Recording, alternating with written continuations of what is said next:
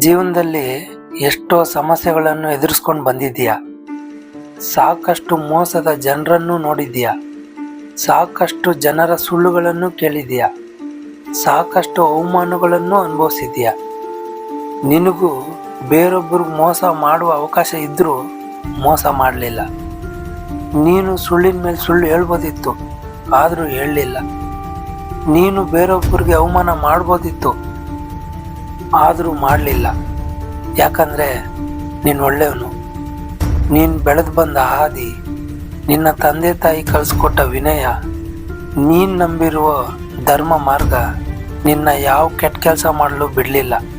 ಆದರೆ ಯಾವಾಗಲೂ ಒಂದು ಪ್ರಶ್ನೆ ಕಾಡ್ತಾನೆ ಇರುತ್ತೆ, ಈ ಒಳ್ಳೆತನದಿಂದ ಏನು ಪ್ರಯೋಜನ?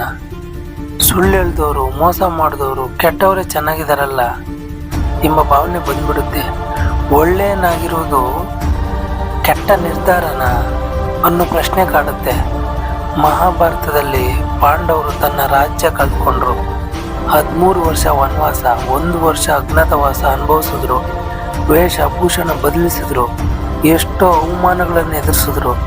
ಎಷ್ಟೇ ಕಷ್ಟ ಬಂದರೂ ಅವರು ಧರ್ಮ ಮಾತ್ರ ಬಿಡಲಿಲ್ಲ. ಆ ಒಳ್ಳೆತನಕ್ಕೆ ಮೆಚ್ಚಿ ದೇವರಾದ ಶ್ರೀಕೃಷ್ಣನೇ ಅವ್ರ ಜೊತೆಗಿದ್ದರು. ಹಾಗೆ ಕಷ್ಟದ ಪರಿಸ್ಥಿತಿಯಲ್ಲೂ ಒಳ್ಳೆತನವನ್ನು ಉಳಿಸ್ಕೊಳ್ಳೋದು ನಿಜವಾದ ಶಕ್ತಿ. ಒಳ್ಳೆತನಕ್ಕೆ ಗೆಲುವು ತಡ ಆಗ್ಬೋದು, ವ್ಯರ್ಥ ಮಾತ್ರ ಆಗಲ್ಲ. ಅದಕ್ಕೆ ಸಿಕ್ಕ ಗೆಲುವು ಶಾಶ್ವತವಾಗಿರುತ್ತೆ. ಧರ್ಮೋ ರಕ್ಷಿತಿ ರಕ್ಷಿತಃ. ಧರ್ಮವನ್ನು ನಾವು ರಕ್ಷಿಸಿದರೆ ಧರ್ಮ ನಮ್ಮನ್ನು ರಕ್ಷಿಸುತ್ತದೆ. ಒಳ್ಳೆತನ ಅನ್ನೋದು ನಮ್ಮ ಮನೆಗೆ, ನಮ್ಮ ಊರಿಗೆ, ನಮ್ಮ ದೇಶಕ್ಕೆ ಒಳ್ಳೆಯದು. ಖಂಡಿತವಾಗಿಯೂ ಒಳ್ಳೆಯನಾಗಿರುವುದು ಒಳ್ಳೆ ನಿರ್ಧಾರ. ಒಳ್ಳೆತನ ವೀಕ್ನೆಸ್ ಅಲ್ಲ, ಅದು ಸ್ಟ್ರೆಂತು. ಒಳ್ಳೆಯವನಾಗಿರು, ಆದರೆ ಮುಗ್ಧನಾಗಬೇಡ. ದಯೆ ಇರಲಿ, ಜೊತೆಗೆ ವಿವೇಕವೂ ಇರಲಿ.